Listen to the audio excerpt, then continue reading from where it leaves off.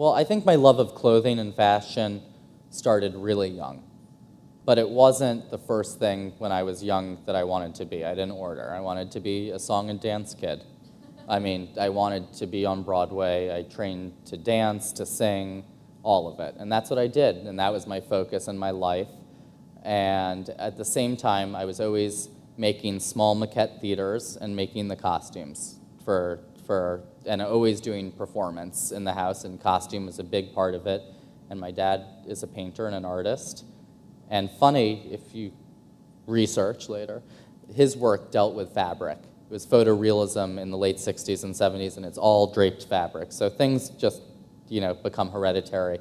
But when I got to high school, my first year of high school, and I stopped going to musical theater summer camp.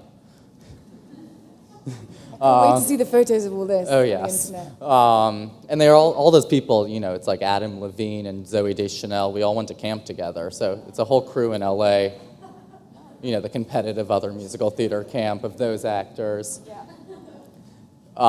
At that point, it was time to get a summer job. And so it was like, get a job, and I got an internship on 7th Avenue at Nicole Miller. And that was sort of hitting the ground running. And I don't know, I felt independent. I'd gone to Parsons for a summer course at that point, and I got to high school and I had fabulous girlfriends.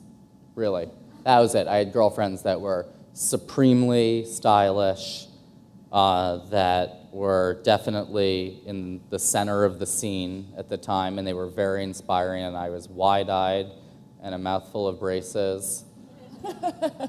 I'd wear my Century 21 things that I would find and put together. Were you wearing really quirky clothing? Oh, yes. Good. I had really hideous John Fluvog platform shoes. I'd wear sailor trousers that I got at the flea market that would sit like, people say my pants are really high right now. They were like up to there as a teenager. I'd wear ivy in my hair, and it was a whole look. Ivy in your hair? It was a look, and I would take Lena Dunham on the subway, and we had a whole rapport with our subway car every day. We would catch the same commuters on the NNR train to go to Brooklyn, and we had the same train car every day at the same time, and it was the commuters from the PATH train down to Wall Street. So that was our fashion discussion every morning on the train. And, so fun. She would do the weather of the day. What was she wearing? Crazy stuff.